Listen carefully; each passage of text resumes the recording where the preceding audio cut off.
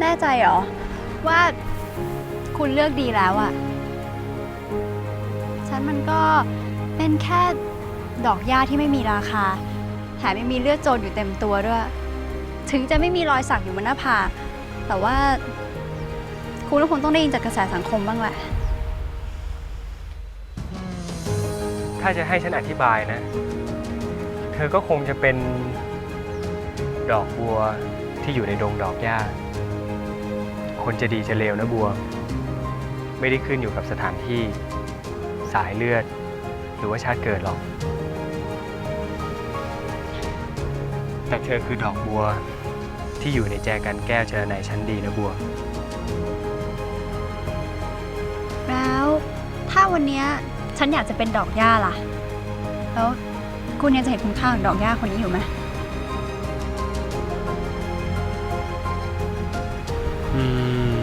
ทำไงดีอะให้จุบไหมจะได้เชื่อไม่ต้องเล่า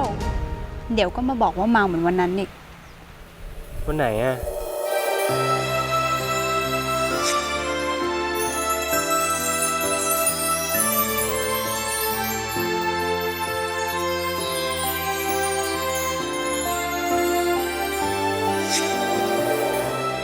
ก็วันนั้นไงวันที่คุณบอกฉันว่าคุณน่ะเมาเลยจูบฉันจำได้แม่นเลยวันนั้นฉันไม่ได้เมาฉันตั้งใจจูบเธอจริงๆแบบนี้ไง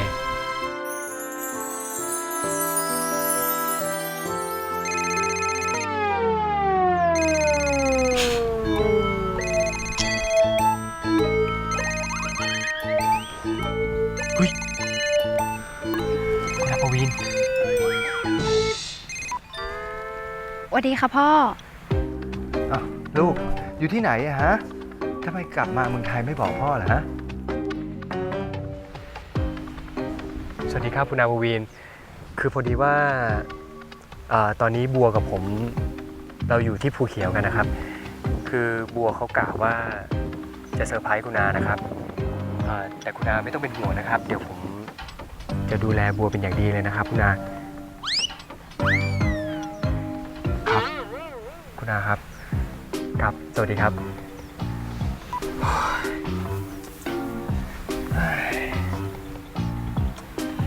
แบบนี้ไง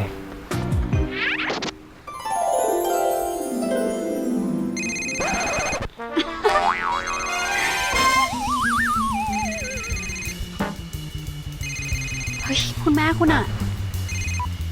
ครับแม่พีเจอบัวหรือยังลูกรีบพาบัวกลับมาเลยนะอย่าอยู่กัน2 ต่อ 2ล่ะมันไม่เหมาะสมพี่นี่พ่อนะแป๊บเดียวนี่พ่ออยาก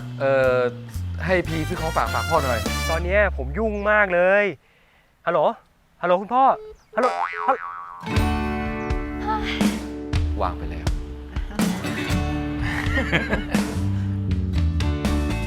โกหกพ่อแม่แบบเนี้ยเดี๋ยวก็ตกนรกหรอกไม่เป็นไรหรอกวันนี้นรกยกให้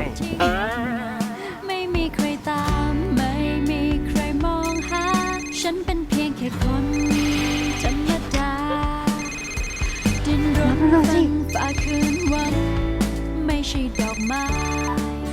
ที่สวยงามว่าไงมีอะไรก็ว่ามาพี่เจอบัวหรือยังอ่ะแล้วบัวเขาว่ายังไงบ้างครับบัวเขางอนหรือเปล่าคะพี่พี่สารภาพรักกับบัวหรือยังอ่ะ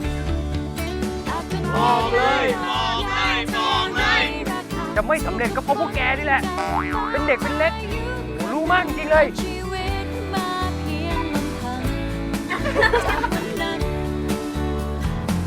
ฉันว่างั้นเดี๋ยวเราไปเก็บกระเป๋ากลับกรุงเทพกันดีกว่าเนาะ